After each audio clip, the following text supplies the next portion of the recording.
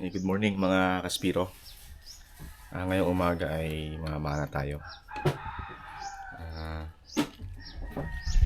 Dapat kanina pa sana kaso yung bangka daw ay ginamit pa. So sakto lang to, mga 7 siguro kayo makakarating doon.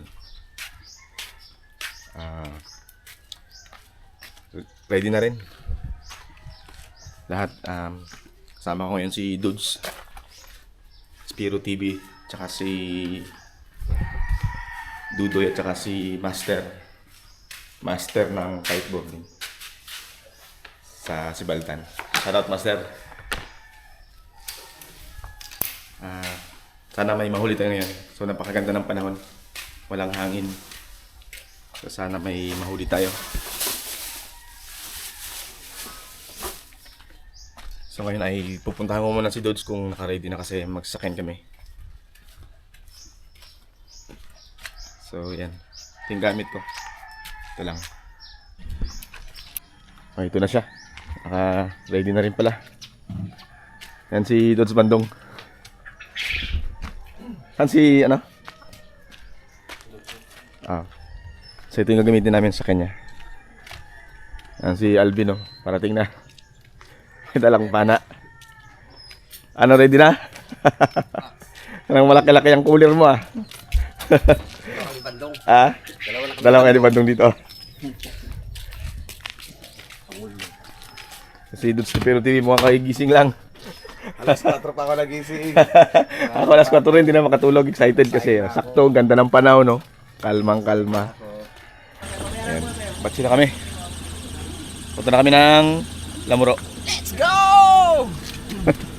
May ganito sa'yo, sir? Sir, gising? Dito na kami sa Lamuro. Ayan. Okay.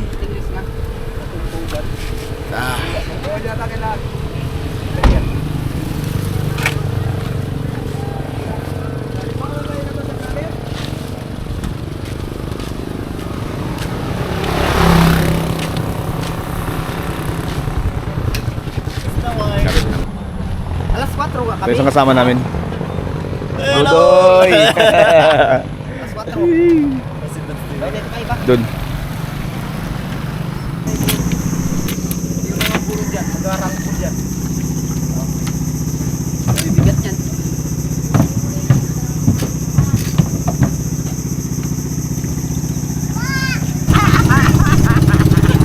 Paris na kami! Masaya ang grupo. Marami kami kompleto.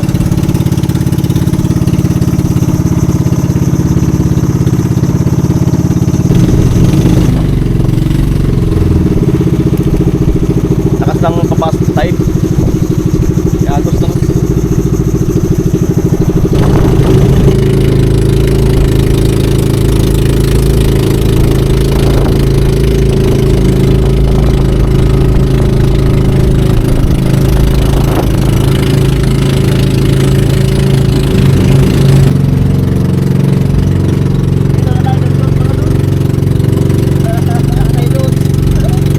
Approaching na kami sa spot.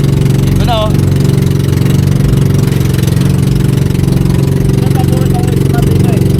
Mga Spiro na taga Inido, pamilyar, alam ko, pamilyar kayo dito sa spot na to.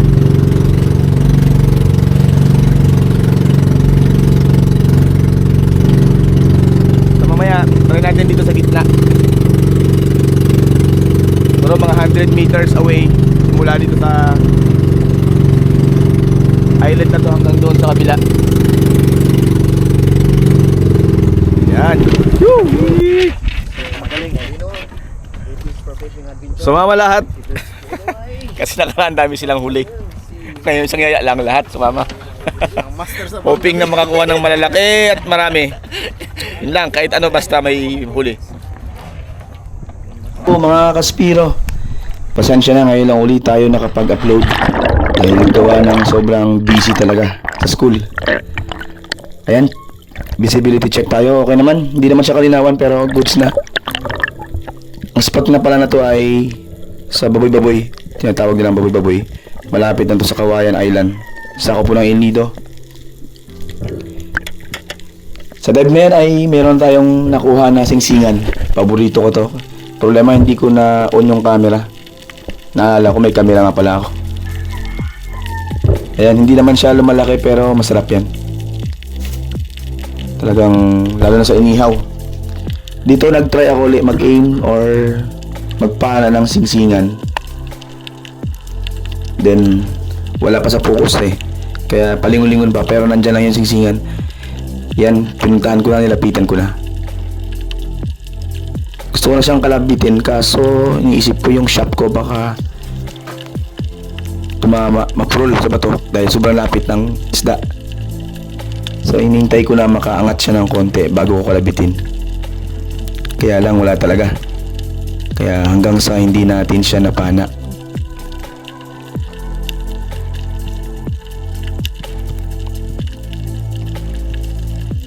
Sa mga gusto pong magpa-shoutout, mag-comment lang po kayo.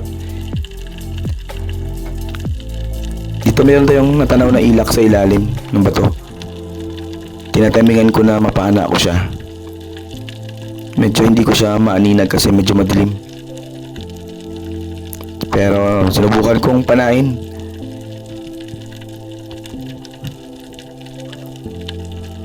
Hanggang sa nung pinana ko ay hindi siya tinamaan. Tapos tinry ko pa rin siyang hanapin dyan. May dala kasi akong flashlight kaso wala. Sa dive na to may nakita akong samaral na sumasama sa mga school ng parrotfish. So dalawa sila. Pinili ko yung nasa likod.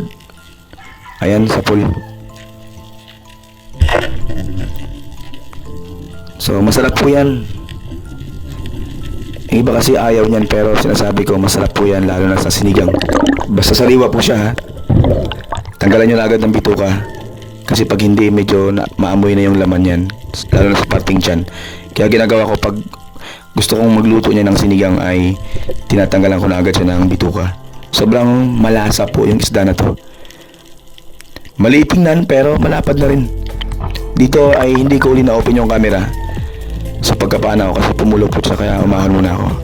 Nung magkaroon ng time ay binaba ko uli. Dito ay hindi ko ito nire-recommend sa mga kapwa ko spiro lalo sa mga baguhan. Napakadelikado po niya kasi tingnan nyo buhay pa isda. Nakakatakot kasi kung pumulupot yung isda sa kamay natin. Lalo kung wala tayong kutsilyo. Lalo yung ganyang lubid, yung dainima ay hindi siya basta-basta napuputol kahit kagatin mo. Unless na may talakang diving knife.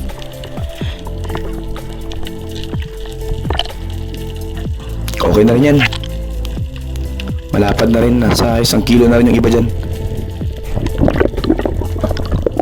Maliit tingnan pero malapad. Dito ay try kong babain yung butas kasi may nakita akong dalawang surahan. Mga nasa 2 kilos na rin. Kaso nakita ko doon may butas sa baka doon dumaan. So kaya sa dive na yan ay hindi natin nakuha. Hindi natin napana yung surahan. Nangangarap pa naman ako na makakuha ng malaki. Ayan, dyan nakita ko siya. Kaso gusto ko na sanang kalabitin. Ang problema ay niisip ko naman yung shop ko. Dahil bago pa lang tayong nagde-dive. So kung mapupulol siya sayang naman. Hanggang sa hindi natin napana yan. Sayang. Malaki pa naman sana. Bawi na lang sa sunod.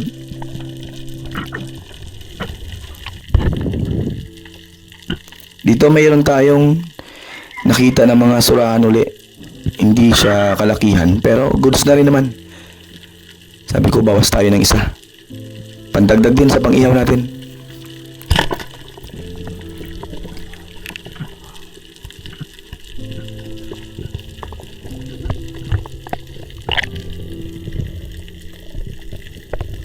Yung panahon pala na yan ay talagang medyo cloudy siya. Tapos bugso-bugso. Minsan may araw, minsan uulan. Tapos biglang lalakas yung hangin. Okay na yan. Pandagdag. Dito na ako pumiso sa malalim. Nakapana ako doon ng sa may bato. Hindi ko mapangalanan itong isda na to. Pa-comment na lang po sa ilalim kung alam nyo po itong isda na to. Yung English name niya at saka common name. Sabi na nakahuli niyan, nakabili. Sobrang taba daw at saka sobrang malasa yung isda. Ayan. Goods na rin, tita nyo. Yung sapay niya lumalabas talaga. Dalawa yan sila, yung isa hindi ko na napana kasi tumago na sila to. Dito ulit tayo, same spot kung saan ko napana yung isda na nahuli ko kanina. Dito meron tayong natanaw na okay na rin, good size na rin na putian. Sabi ko kunin ko na to kasi parang wala masyadong active, walang agos, kaya wala tayong nakikita mga malaguno. Last time kasi dito ay meron tayong nakita mga malaguno. Kaya ito, kunin na natin to, sayang din.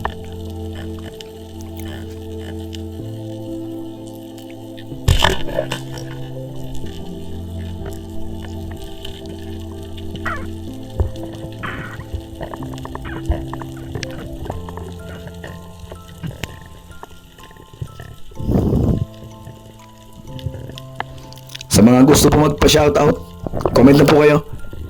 Then sabihin niyo po kung taga saan kayo. Ayan, nakapagtanghalian na kami after na makapagpahinga. Dahil ulit, napagkasundoan namin na hindi na kami lumipat. Diyan na lang. Iniisip kasi namin na baka sa hapon ay umakyat yung mga pelagic, yung mga school ng Trivalis. Last time kasi, naku, daming napala nila sa hapon. Sa umaga, kunti huli nila. Nung pagkahapon, ang dami nilang nakuha. Kaya yun, napagkasundoan namin na hindi na kami lumipat.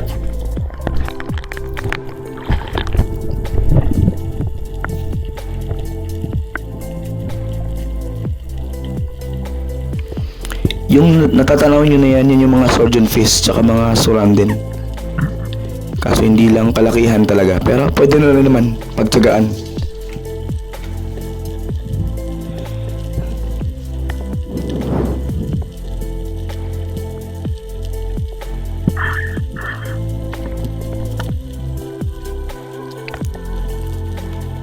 Sabi ko sana may magpakita naman, wala pa tayong nahuhuli na good size na malaki. Sa deb nito, ayan, may mga surahan po uli tsaka surgeon fish.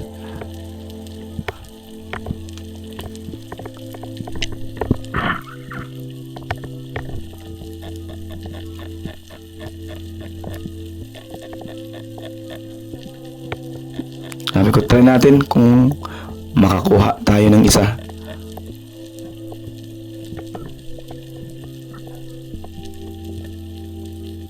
Ayun, sa pool din.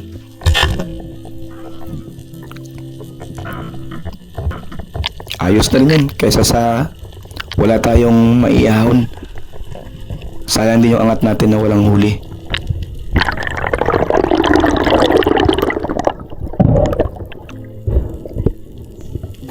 Ito bago pa lang humahaba yung sungay niya. Okay na yan, good size na rin na unicorn fish.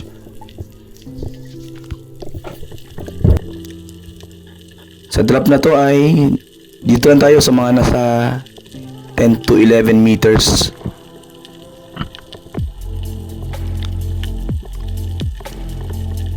Matumal talaga yung isda sa araw na to. Diyan may nakita akong school of fish, school of Trivalis, kaya gumamit tayo ng technique natin para lumapit. Ayan, sa pool.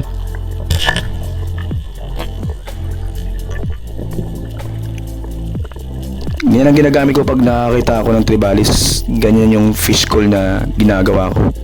Talagang bumabalik sila.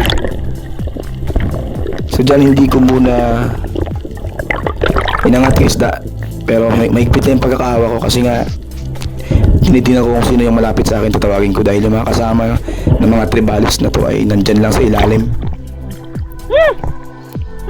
Ayun, nakita ko si Dude, sinawag ko. May kasama!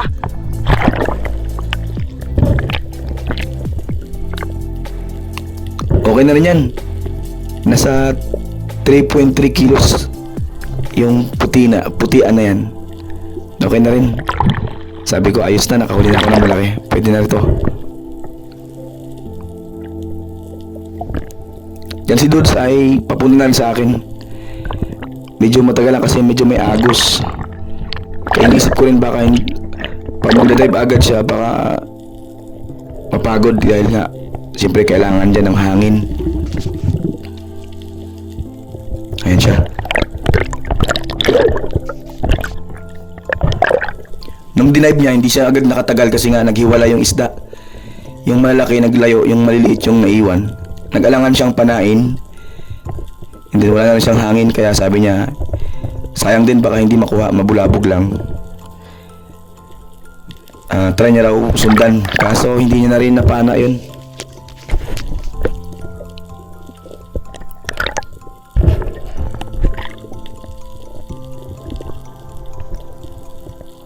Ayan, medyo mahina na rin yung isda.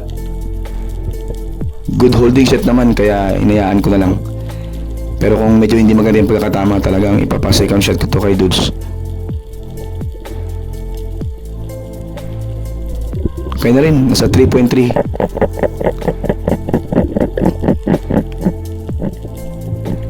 Sarap niyan sa sinigang.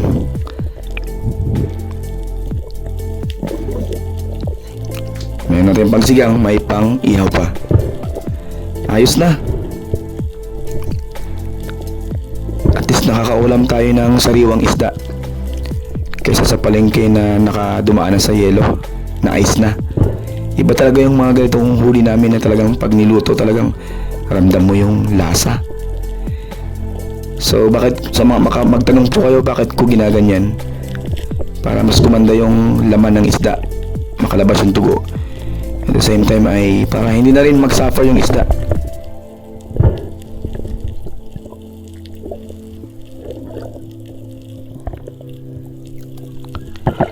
Sa drop na yan ay nag-aalangan ako ng panain dahil sobrang likot ng isda na yan. Yan tinatawag na lanuan. So tinatimingan ko, kaso malikot. Kaya hinayaan ko na lang. Dito ay lumipat ka ako sa kabila. Mga nasa 8 to 10 meters na lang. Yan, nakakita ko na sa maral. Ayan. Na-spine shot siya. Kaya ganda ng pagkakatama. Kala ko maliit lang, pero nung nawakan ko, okay, malapad pala. Ganun pala talaga kapag medyo maganda yung tubig, malinaw. Pag malalim, akala mo lang ay maliit tingnan, pero pag naangat mo na, malaki rin pala. Dito meron tayong isang isda na nakita. Ginawa ko, nagtago ako. Kubli tayo sa bato.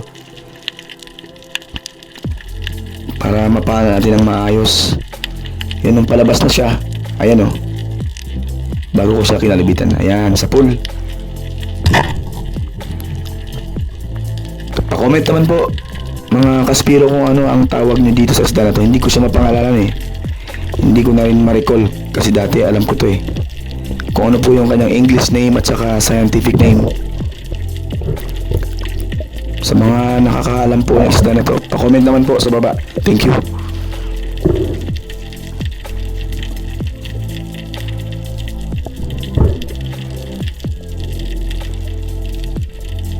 Meron siyang black spot.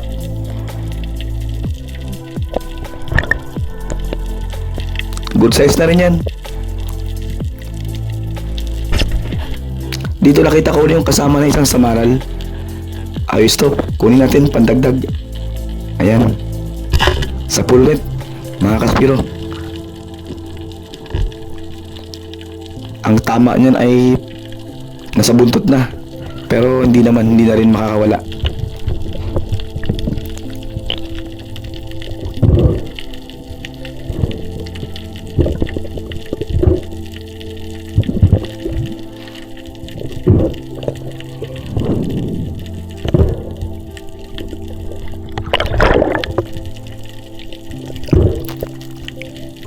Ayan, tama niya. Parting buntot na.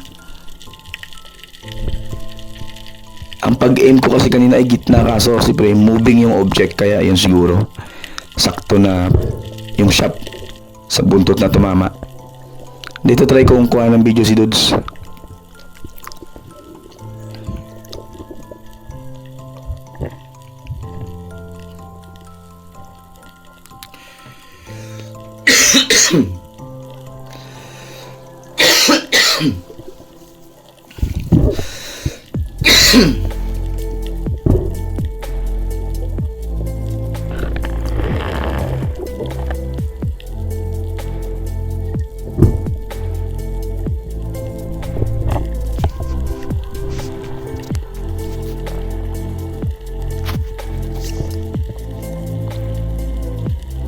So mayroon siyang napansin na malaguno dyan.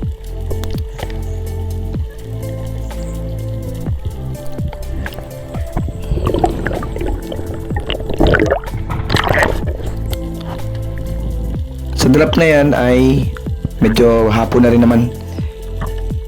Nung mapansin ko, dumami na yung mga surahan ng mga hindi naman kalakihan. Pero naghahanap talaga ako ng baka sakali makakita ng kahit yung green jobfish. Kasi maraming malaguno dito. So dyan, wala na akong choice kundi magpana ng isa. Kaso nangyari ay hindi tinamaan. Dahil gumulo yung isip ko dahil may nakita akong isang coral trout na nakatingin pala sa akin, hindi ko napansin, sayang talaga. Sa part na yan, sumabit yung shop ko. Kaya umahon na lang ako. Dahil hindi ko na kayang balikan dahil wala na akong hangin. So yun, safety first talaga.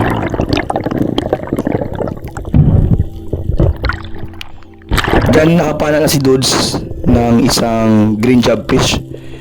Nung makita niya na good holding shot naman, so try niyang hinila yung shop ko at nakuha niya naman. Ayan. Good size na rin yung nakuha niya. Siguro mga nasa 2.5 kilos or abot ng 3 kilos yung isa. Ano yun? Ano yun? Pinapadive niya sa akin kasi mayroon pa raw nakita na isa. Na halos magkasing laki rin na nakuha niya na green jobfish. Sa dive kasi na yan ay kunti pa lang yung huli niya na malalaki. So inisip ko ako may malaki na rin. Hindi ko na binaba. Hinayaan ko lang matapos siya at para makuha niya yung isa.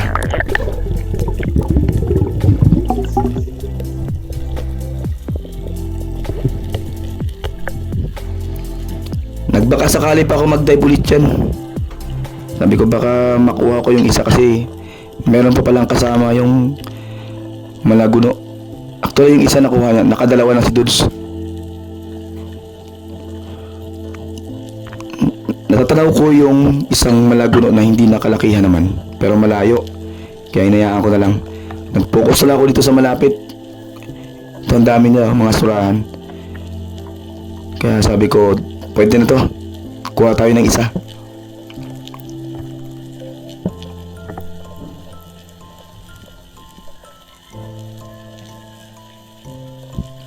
Ayan, sa pool naman.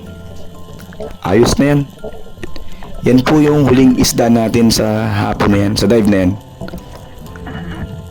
Thank you Lord, kahit papaano ay may huli din.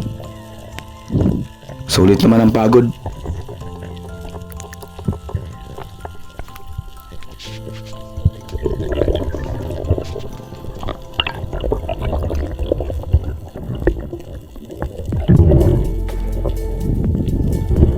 After na mahuli namin yan, bumalik na kami sa bangka.